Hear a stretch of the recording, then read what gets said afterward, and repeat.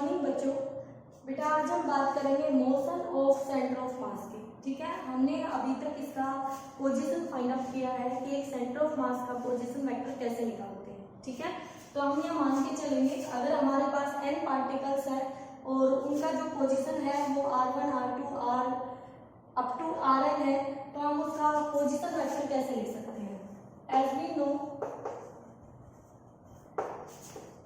r centre of mass, तो बेटा मैं r को सेंटर ऑफ मास का ही रिप्रेजेंट कर रही हूँ, तो हम लिखेंगे m1 r1 plus m2 r2 plus mn rn upon में m1 plus m2 plus mn। बोलो बच्चों, ये आपने किया था। और एक सिस्टम का जो टोटल मास है अगर वो कैपिटल M है तो वो यही तो होगा प्लस mn। तो क्या मैं इस फॉर्मूले में r को लिख सकती हूँ 1/m m1 r1 m2 r2 mn rn vector. ठीक है, और m को इधर ले आए तो क्या ये हमारे पास ऐसे आ जाएगा प्लस mn rn वेक्टर।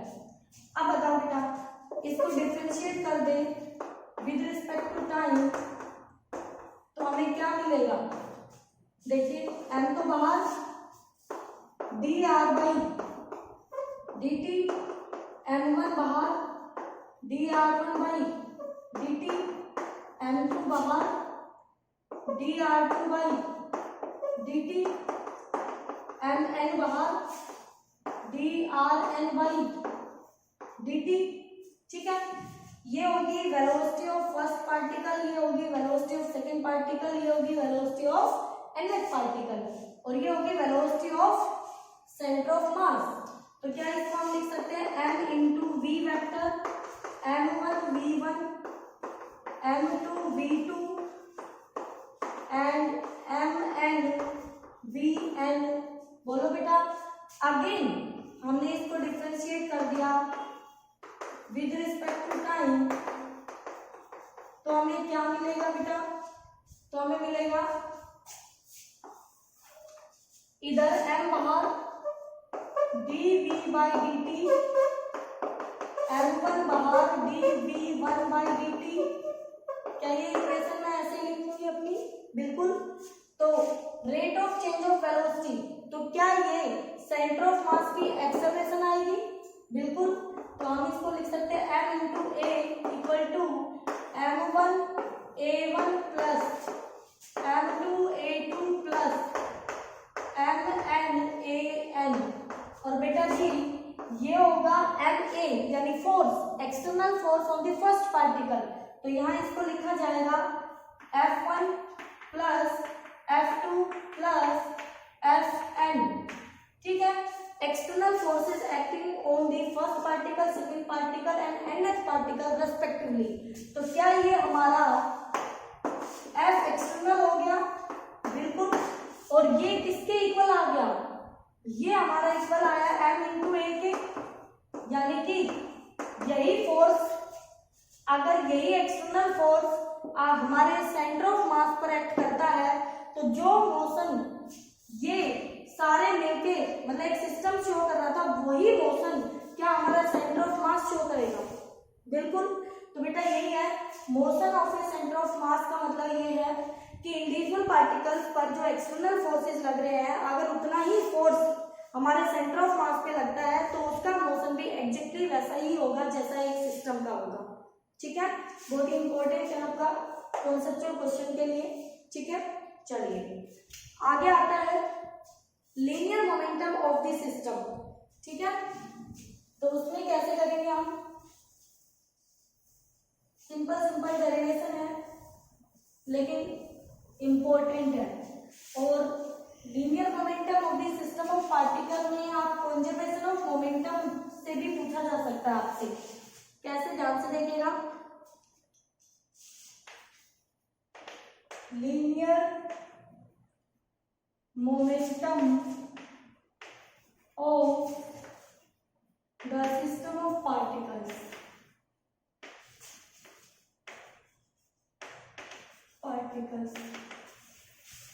अगर बेटा v1 v2 v3 वेलोसिटी है m1 m2 m3 and so on particles की, देन उनका इंडिविजुअल मोमेंटम क्या हमारा p1 p2 प्लस p यही होगा बिल्कुल। तो हम कैसे करेंगे इसको, देखिए ध्यान से, टोटल मोमेंटम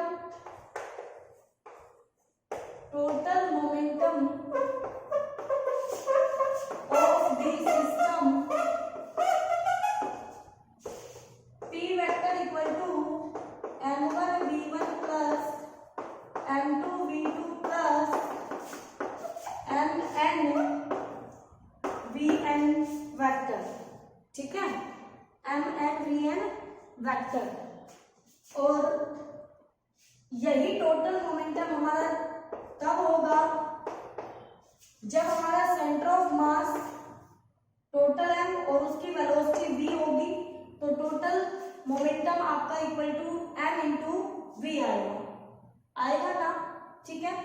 तो therefore m into v vector equal to m1 v1 plus m2 v2 plus mn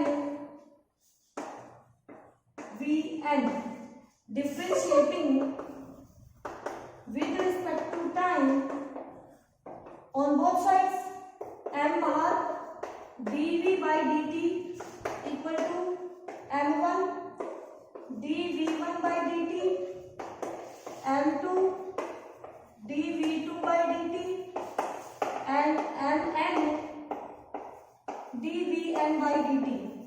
और वेलोसिटी का रेट ऑफ चेंज ऑफ हमें देना है एक्सेलरेशन, तो therefore m into a equal to m1 a1 m2 a2 and mn an, और ये हो गया बेटा F1 individual forces acting on the particles, Fn बिल्कुल रिपीट हो रहा है इसलिए थोड़ा जल्दी बता दूं, F1 plus F2 plus Fn, ठीक है, पिछले में किया था वैसे स्टेप स्टार्ट हो गए फिर से, तो यहाँ से आ गया m इंटू ए। ओके, क्या इन फोर्सेस को मैं लिख सकती हूँ, these are the external forces, then m a equal to, और यहाँ पर आ जाएगा F एक्सटर्नल, ठीक है। अब बेटा जो F एक्सटर्नल है आपका वो m इंटू ए के इक्वल है। अगर हमारा एक्सटर्नल फोर्स, अगर हमारा F एक्सटर्नल 0 है तो m तो 0 होगा नहीं, तो आपका a 0 होगा। a 0 का मतलब क्या है, या तो उसकी v 0 है या फिर उसकी v कांस्टेंट है, और अगर उसकी v कांस्टेंट है तो उसका p मोमेंटम mv होता है, तो p भी उसका क्या होगा, कांस्टेंट, तो उसका मोमेंटम क्या होगा, कंजर्व होगा। आप इसको यहां से ऐसे भी दिखा सकते हैं कि F एक्सटर्नल आपका इक्वल टू होगा dp by dt, this is the total momentum, ठीक है, ऑफ दिस सिस्टम। अगर ये 0 तो dp बाई dt हमारा 0, तो p हमारा कांस्टेंट। आप इसको ऐसे भी दिखा सकते हैं। तो यहाँ पे ये आपसे पूछेगा कि आपको शो करना है कि एक सिस्टम जो है, सिस्टम ऑफ पार्टिकल, उसका सेंटर ऑफ मास है, उसका जो मोशन होगा वो अलोंग अ स्ट्रेट लाइन होगा। और किसी भी बॉडी का मोशन स्ट्रेट लाइन तभी होता है, स्ट्रेट लाइन में वो तभी चलता है जब उसका v वेलोसिटी कांस्टेंट होता है, क्योंकि डायरेक्शन बदलते ही v भी वेरिएबल हो जाता है, ठीक है बेटा। तो v वेलोसिटी कांस्टेंट होगा तो उसका मोशन स्ट्रेट लाइन के अलोंग होगा, तो मोमेंटम उसका कंजर्व होगा बेटा। तो यहाँ से लीनियर मोमेंटम पूछे आपसे या वो मोमेंटम कंजर्वेशन पूछे, आपको यही बात बतानी है, लास्ट में p इक्वल टू कांस्टेंट तक प्रूव करना है, या वो ये कहे show that its motion is a straight line motion, then आपको लास्ट में वो एक लाइन यही लिखनी होगी, ठीक है। तो इस तरह से आप कर सकते हैं बेटा, सिंपल टॉपिक है। ओके, धीरे धीरे हम चलेंगे कॉन्सेप्चुअल चीजें। अब इसके बाद जो अभी आपने एक रोड वाला किया था, आप अपनी बुक में देखेंगे तो आपके पास रिंग का भी आएगा, सेंटर ऑफ मास, डिस्क का भी आएगा, हेमिस्फीयर का भी आएगा। तो उनमें से आपको बताया जाएगा कि वो कैसे किए जाएंगे। ठीक है, ओके बेटा, तो इनको अच्छे से पढ़ना आप। ओके।